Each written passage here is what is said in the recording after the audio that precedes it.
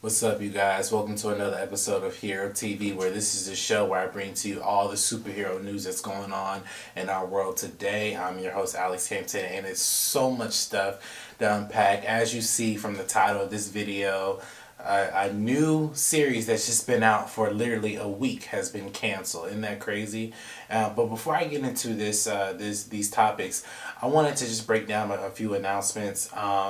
Last week I said that I would be doing Hero TV on Fridays, Ask Alex Mondays and Wednesdays, and I will go back to that schedule next week.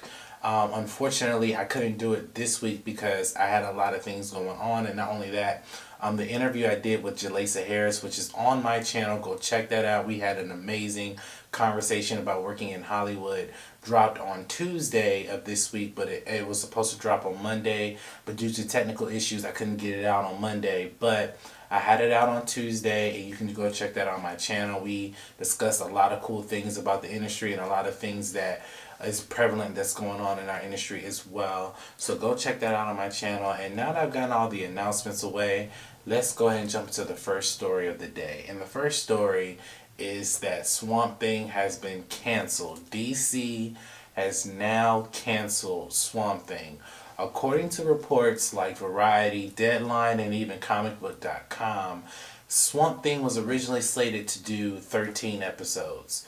But the director said, you know what, because of budget, we're going to have to cut it to 10 episodes. And I haven't seen Swamp Thing. To be honest with you, I haven't really seen much of the DC live action streaming stuff on the DC Universe service. So Swamp Thing really wasn't that interesting to me, so I wasn't going to plan on seeing it anyway. But I heard that it was the first episode was really good.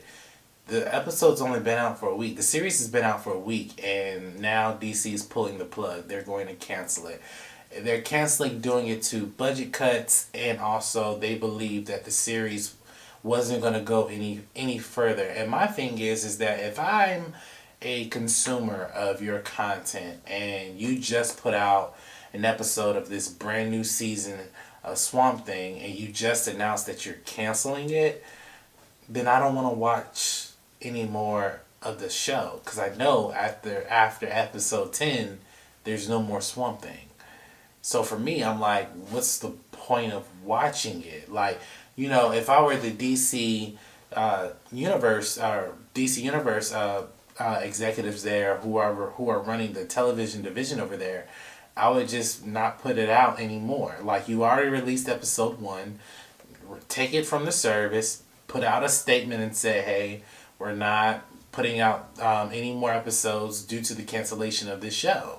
I mean, now that you've announced that you canceled it, I don't really see any reason why people would want to go see the rest of this particular show. My initial take when I read it was, well, if you're going to cancel it after it being out for 1 week, you should have never released it to begin with. And here's the thing. A lot of people don't know this, but they were planning on canceling Swamp Thing from probably when they decided to cut it down to 10 episodes. This was an immediate thing. And this is when I talk about structure. The DC properties over there, for the most part, need structure. Except for the TV universe, who's been killing it. The streaming universe has been killing it with Doom Patrol and Titans. But this particular show, literally one episode came out this week. And now you're canceling it. It doesn't make sense to me. And honestly, it should have never been handled this way. They should have waited till 10 episodes for this particular show and then canceled it, or not released it at all. Canceling it when it first came out, it's just mind-blowing. That's just not how you do good business, especially when you're putting out content to your consumers. So that's where I'm at with that in regards to the DC Universe. Let's go ahead and jump into the next story, which is X-Men Dark Phoenix. So X-Men came out way before the actual release date, and the embargo lifted and the reviews are out for X-Men. And There in Rotten Tomatoes gave it an 18% rating on their site. And there are a lot of reviews who are basically saying it's not really a good film. I've said on this show and other shows that I have on my platform that I am not interested in seeing the movie just because of what I've seen from the trailers and things that I have heard on and off set about this particular movie. Now, with that being said, I have not seen the movie. I haven't seen it. It came out today. I haven't seen the movie. But I will say this. I am not going to prejudge the movie and say it's a bad film because I haven't seen it. I've noticed that there are a lot of people who are saying this movie is trash and all this other stuff, and these are people who have not seen the movie. Now, if you've seen the movie, that's your opinion. You can have your opinion. But the fact that there are people coming out and saying that this movie is trash and they haven't seen the movie, I think that's very asinine, and that's something that I, as a movie pundit and a media critic, I would never do. You know, I haven't seen the movie yet. I wasn't interested to see the movie right off jump anyway, but at the same time, I was like, you know what? Anytime I see a movie, I'm gonna check my preconceived notions about that movie at the door and evaluate the movie for what it is. So I can't judge the movie because I haven't seen it.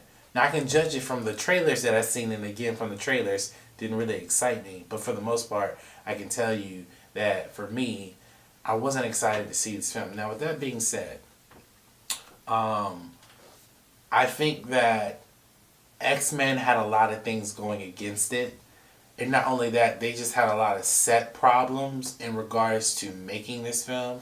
And keep in mind, the Disney merger had went through during the preparation of this particular film. And when I say preparation, where marketing was already out for it, trailers were out for it, that kind of thing. So I'm not saying Disney had a hand in the demise, if you will, of this film.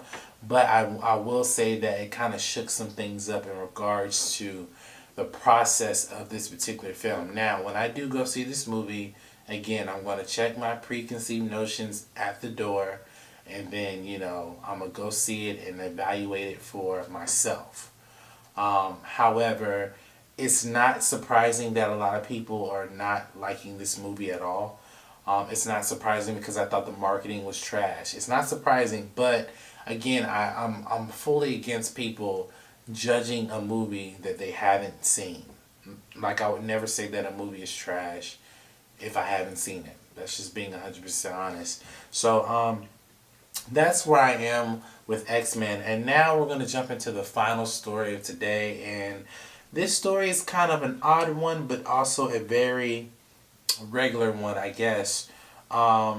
It's just been recently reported that DC will not be showing up at Hall H. There are a lot of headlines saying that DC, Warner Brothers won't be at Comic-Con, which is not true. They'll be at Comic-Con, they just won't be at Hall H in San Diego. They won't show like a big presentation like they normally do.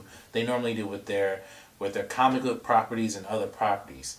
Now, my take on this particular thing is that, you know, as a movie director and an actor myself, I'm going to want to market my film any way, shape, or form, whether it's at a Comic-Con, online, you know, at different events, whatever the case may be. I have an open opportunity to market my film. I'm going to do that. Now, with that being said, Warner Brothers, in a sense, is an established company.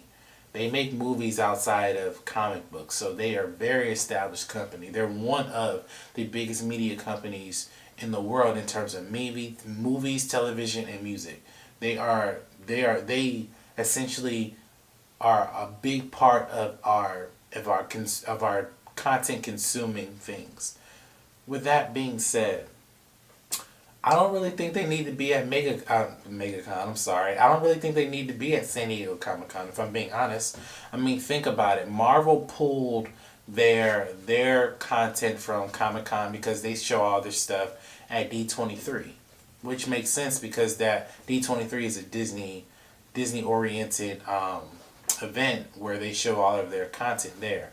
Warner Brothers can create their own Comic-Con or your own event, if you will, to make their own presentation about their properties. They don't have to go to Comic-Con. Not only that, they can just release it online and gather a fan base from that as well. I think a lot of the reasons why Warner Brothers is pulling their content from Hall H in a sense is because 9 times out of 10 Hall H, I've never been to San Diego Comic-Con, but Hall H, only 6,000 people can get into Hall H. And if I'm being 100% honest with you, there are hundreds of thousands of people who go to San Diego Comic-Con. And not everybody gets a chance to go into Hall H. You literally have to camp out for days to get into Hall H. That's how serious it is. With that being said, if it's like that, most people are very butthurt that they can't get into those types of presentations at San Diego Comic-Con. Now, most times when you go to Comic-Con, any Comic-Con, you're just there to enjoy the environment, meet celebrities, do what you would need to do, buy stuff, meet up with artists, that kind of thing. However, in this particular juncture, what most people want to do, most studios want to do is present their content to Hall H because it's one of the biggest Comic-Cons in the world. It's San Diego Comic-Con and then New York Comic-Con. Those are the big Comic-Cons in the world that majority of people go to, right? So it's understandable that most studios would want to show their content there, but given the circumstances of where they are as a studio, they don't need to. The Joker trailer came out, broke the internet. The It 2 trailer came out, broke the internet.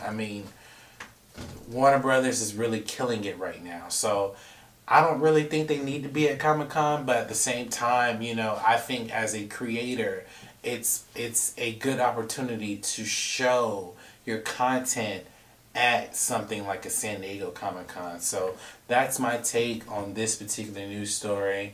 And that will do it for today's episode. Go ahead and please like, comment, and subscribe to my YouTube channel. Tell me what you guys think about my take on these particular stories. And also, if you haven't already, go ahead and be a supporter on my Patreon page at www.patreon.com/Momentum Media.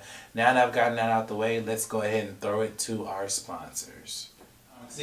So Squad Block Comics is an online subscription where you can go to their website and look at different comic book characters of color, where you get to see superheroes like Black Panther, Static Shock, Storm, Cyborg. There are a whole bunch of other black superheroes that are featured in this online subscription. So I would encourage all of my supporters, all of my friends, all of my family members, anybody who follows me on any of my social medias, go support Squad Block Comics. They have an amazing plethora of comic books where you get to see different comic book characters of color. Now, as a young black man, I didn't have a lot of black superheroes that I grew up with, but Squad Block Comics shows us different superheroes that I didn't even know were in the DC universe or Marvel universe.